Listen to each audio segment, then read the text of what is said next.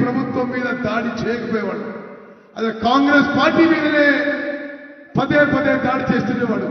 ఈ రోజు తెలంగాణలో కాంగ్రెస్ పార్టీ బీజేపీ టీఆర్ఎస్ ప్రభుత్వాలని పార్టీలని రెండింటినీ ఓడించిందంటే తెలంగాణలో కాంగ్రెస్ పార్టీ ఎంత బలంగా ఉందో ఆలోచన చేయాలని చెప్పి విజ్ఞప్తి చేస్తున్నారు.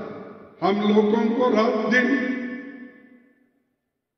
नीचे काम करना है, विलेज लेवल पे काम करना है. 50 మందితో ఎయిర్పోర్ట్ లో షామియానా వేసి మీటింగ్ పెట్టాడు.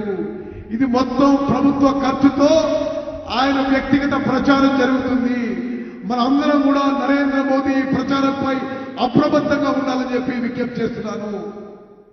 अंत में मैं ये कहूंगा, बूथ लेवल एजेंट्स मजबूती के साथ काम करना है और उन्होंने जो आप लोगों को बताएंगे वो आप उसके बारे में चिंतित होकर आप काम करिए.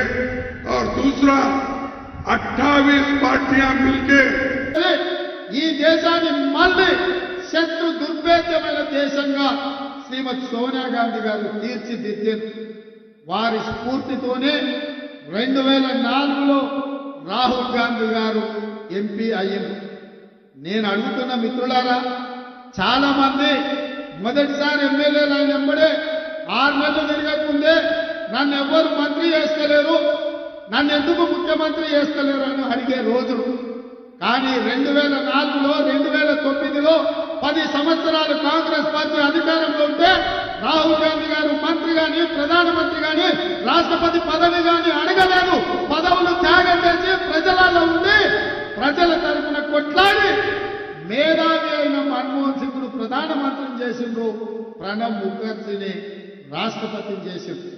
త్యాగం అంటే రాహుల్ గాంధీది, త్యాగం అంటే సోనియా గాంధీది.